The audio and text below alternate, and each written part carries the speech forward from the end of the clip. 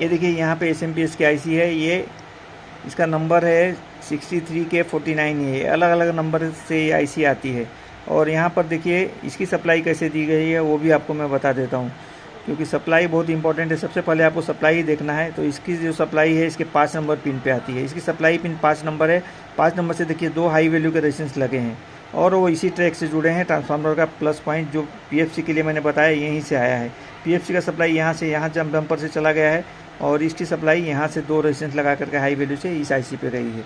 अगर इस आईसी पे आपकी सप्लाई नहीं आ रही है, आपका जो SMPS से काम नहीं कर रहा है, आपने मॉसफेट निकाल के रखा हुआ है, तो इस आईसी को निकाल दीजिए आप। अगर यहाँ सप्लाई आ रही है तो आप ये रेजिस्टेंस ओके है, आपके आईसी ख़राब है, तो आईसी डालना है आपको। आईसी डालने के पहले आपको इसके पास भी आपको SMD चेक करना है।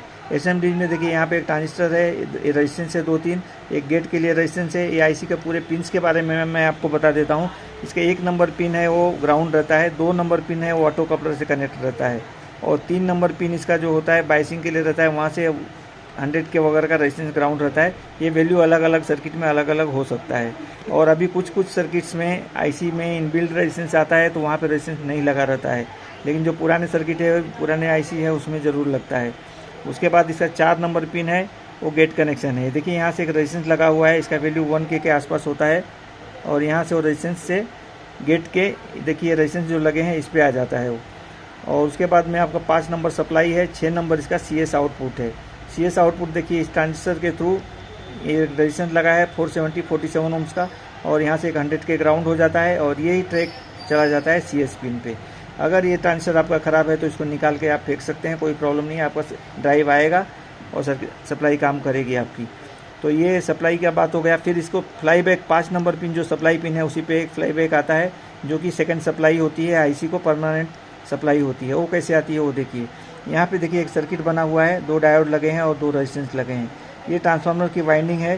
प्राइमरी वाइंडिंग में 4 कनेक्शन रहते हैं। एक सप्लाई तो 350 वोल्ट जो आता है वो यहाँ आता है और वो चला जाता है मॉसफेट के ड्रेन पॉइंट को।